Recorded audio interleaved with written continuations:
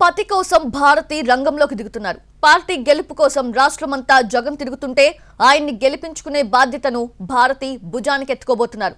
పులివెందుల నియోజకవర్గంలో పార్టీని నడిపించేందుకు భారతి సిద్ధమయ్యారు. ఈ నెల 22న జగన్ నామినేషన్ వేయనున్నారు.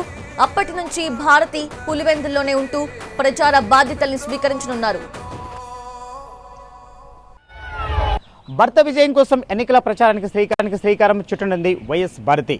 ఈ నెల 22వ తారీఖున ముఖ్యమంత్రి వైఎస్ జగన్మోహన్ రెడ్డి ఎన్నికల నామినేషన్ దాఖలు చేయనున్నారు. 21వ తేదీన కుటుంబ సభ్యులతో విజయవాడ నుంచి పులివెందులకు చేరుకుంటారు. పులివెందులకు వచ్చినటువంటి తరువాత అంటే ఎన్నికల నామినేషన్ జరిగినప్పటి నుంచి కూడా వైఎస్ భారతి కడపలోనే మకాం వేసి భర్త విజయం కోసం ఎన్నికల ప్రచారాన్ని ప్రారంభించున్నారు. ప్రధానంగా పులివెందుల నియోజకవర్గంతో పాటు కడప పార్లమెంట్ అంతా కూడా ఆమె పర్యటించేలా ఇప్పటికే వైసీపీ శ్రేణులని కూడా ఒక రూట్ మ్యాప్ సిద్ధం చేస్తున్నాయి. గత ఎన్నికల్లో ఏ విధంగా ఎన్నికల ప్రచారం నిర్వహించారో అదే తీరులో అందుకు ఇంకా భిన్నమైనటువంటి తీరులో ఎన్నికల ప్రచారం నిర్వహించాలి అనే దానికోసం కొన్ని ప్రత్యేక టీంలు సైతం ఏర్పాటు చేసుకుంటూ వస్తున్నారు. అంటే ఏ రోజు ఎక్కడికి వెళ్ళాలి, ఏ సభలను ఉద్దేశించి మాట్లాడాలి అనేటువంటి ఒక వ్యూహ రచన సైతం ఇక్కడ జరుగుతూ వస్తుంది. ఎందుకంటే ముఖ్యమంత్రి రాష్ట్ర వ్యాప్తంగా వివిధ కార్యక్రమాలలో ఎన్నికల ప్రచారంలో బిజీగా ఉన్న నేపథ్యంలో ఆయన యొక్క గెలుపును తన భుజస్కంధాలపై వేసుకొని పులివెందుల్లో ఆమె పర్యటించడానికి ముమ్మరంగా అంటే గ్రామానికి పర్యటించే విధంగా ఒక ప్రణాళిక సైతం ఇక్కడ సిద్ధమవుతోంది. అంటే ప్రధానంగా కడప జిల్లాలో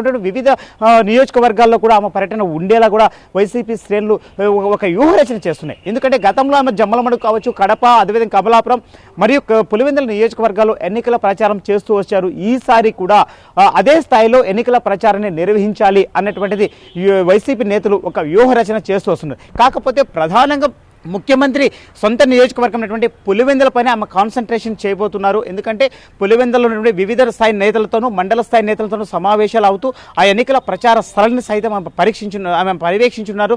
అంతేకాకుండా ముఖ్యమంత్రి రాష్ట్ర వ్యాప్తంగా వివిధ నియోజకవర్గాల్లో పర్యటనలు చేస్తున్నటువంటి నేపథ్యంలో ఆయన పర్యటన వివరాలను సైతం పులివెందుల నుంచే వైఎస్ భారతి పర్యవేక్షించున్నారు.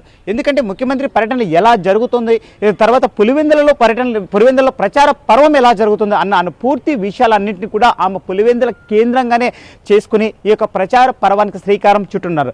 ఎన్నికల నోటిఫికేషన్ మొదలైన తర్వాత దాదాపు 5 రోజుల తర్వాత ముఖ్యమంత్రి పులివెందులలో నామినేషన్ దాఖలు చేస్తారు. ఆ రోజు నుంచి కూడా ఆమె కీలకంగా ఈ యొక్క ఎన్నికల ప్రచార పర్వానికి శ్రీకారం చుట్టబోతున్నారు.